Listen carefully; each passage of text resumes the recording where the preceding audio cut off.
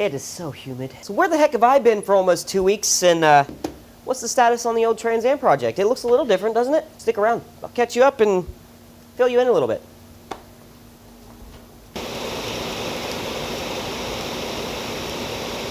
I can't trust you guys for 1 second to not make a mess. So around the same time that I released my last video, my wife got COVID. She tested positive for COVID. The second time. The other time was like the first year, so she got the, the OG COVID.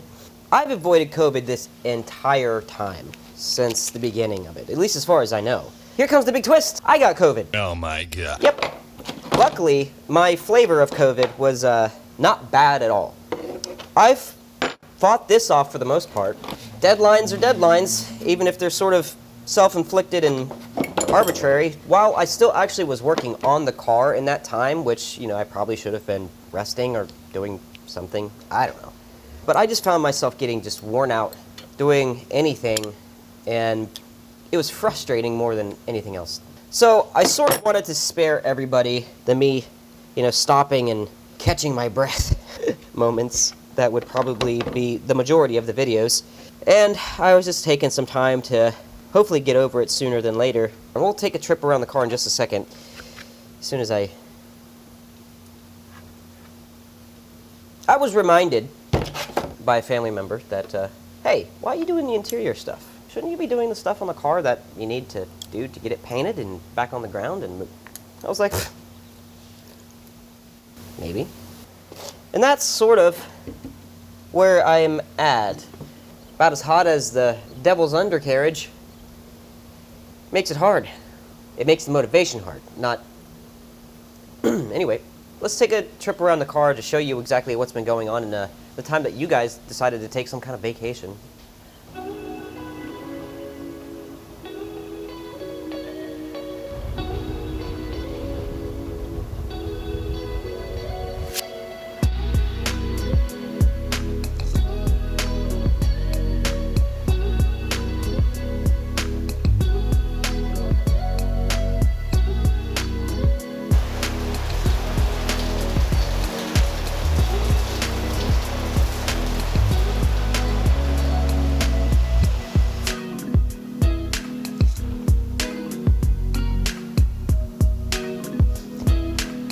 Good. Now it rains, so hopefully it's not going to be as disgustingly humid. Blah.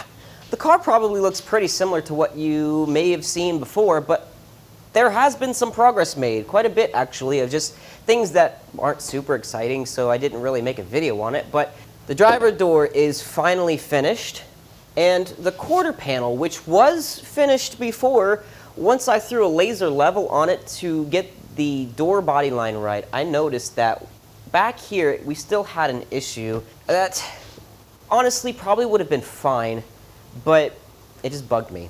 And I can't leave well enough alone, so I had to, take it back down and, well, you see where we are at this moment. But the car, when I got it, was hit back here in the quarter, and it not only dented the metal, but it tore the metal right around the marker light and caused a dent right back here that sort of shoved in this section of where the rear bumper meets the back quarter.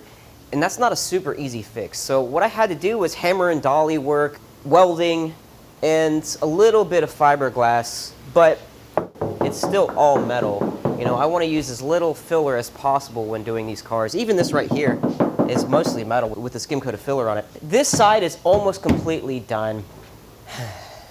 You notice that the core support is also off the car along with the radiator. And I pulled those off so I can get them cleaned up and get the engine bay cleaned up because it was disgustingly dirty. It didn't look like it was ever restored to begin with, and honestly, it looked pretty good. Like, most of the stuff underneath that hood is brand new. Not only that, but the core support needs painted too. So when you buy a body panel of some kind or a piece on the car, it usually comes in a satin or semi-gloss finish that's usually black. That is not a paint. That is a primer that needs top coated, and if you don't do it, it's going to rust. And I've had that core support for a year or so, and it's been stored inside the entire time, and it's already starting to rust because I never top coated it.